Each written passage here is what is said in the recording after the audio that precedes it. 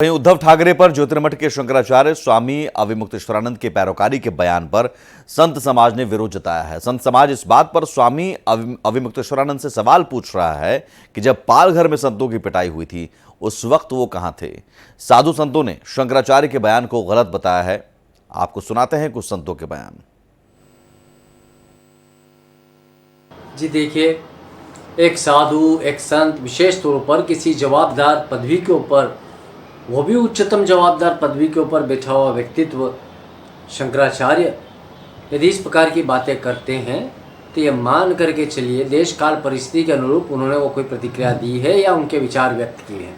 उसके ऊपर संदेह, शंका या किसी भी प्रकार का प्रश्न चिन्ह लगाना यह उचित नहीं है। एक राजनीतिक व्यक्तित्व तो अपनी वाक पटुता के चलते हुए, वाक चातुर्य के चलते हुए, अपनी नीति के तहत, अपने राजनीतिक दल के हिसाब से या फिर अपने किसी भी उस स्थिति घटनाक्रम के हिसाब से किसी भी वाणी का उपयोग कर सकता है, किंतु उसे नहीं चाहिए कि वो किसी उच्चतम पदवी पर आसीन व्यक्तित्व के किसी वक्तव्य के ऊपर इस प्रकार का कोई टिप्पणी करें। शंकराचार्य जी की बात करूं तो शंकराचार्य जी ऐसे मुद्दे पे नहीं उठते। जब राहुल गांधी संसद भवन ने पूरे हिंदू को आतंकवाद की अगर दर्जा देने लगता है, कहता है कि देश में अगर कोई भी अगर घटना होती है, कोई भी किसी तरह की अगर दंगा होती है तो हिंदू करता है, उस समय उस तरह के लोग बयान नहीं देते। तब जगत गुरु शंकराचार्य जी नहीं आते हैं मुद्दे पे बोलने के लिए और तब विरोध नहीं करते हैं। मैं इस बात को पुख्ते तरीके से पूछना चाहती हूँ, उस समय कहाँ थे वो लोग।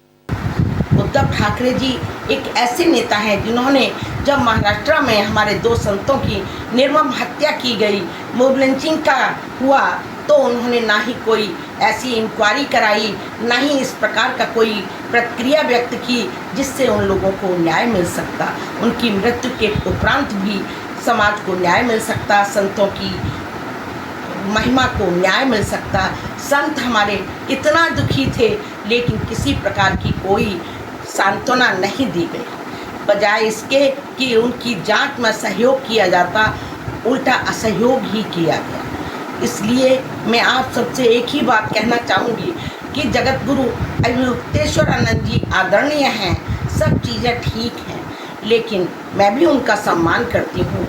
लेकिन मेरा कहना यही है कि जो उद्धव ठाकरे जी के साथ हुआ वो बिल्कुल गलत नहीं है, जो भी हुआ है वो बिल्कुल न्यायोचित है। मैं आज एक सोशल पर वीडियो देख रहा था, जिस वीडियो में मैंने देखा कि पूज्य शंकराचार्य अविमुक्तेश्वरानंद जी महाराज महाराष्ट्र के दौरा पे थे और उन्होंने उद्धव ठाकरे जी का महिमा मंडन किया।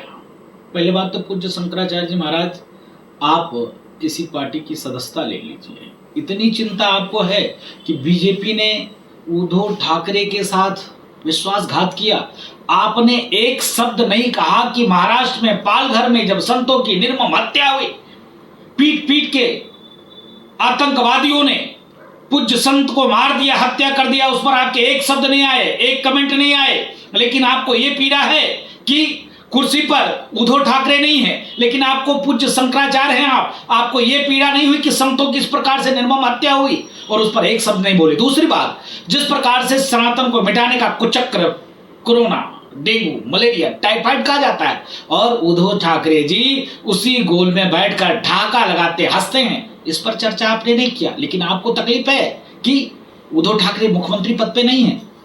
स्वामी अविमुक्तेश्वरानंद के द्वारा उद्धव ठाकरे को लेकर के जिस प्रकार राजनीतिक वक्तव्य दिए गए, इस देश का संत समाज यह जानना चाहता है कि पालघर में उसके मुख्यमंत्रित्व काल में पीट पीट करके जिन संतों की हत्या की गई, क्या कभी पालघर के उन संतों के बारे में भी कभी जुबान खुली?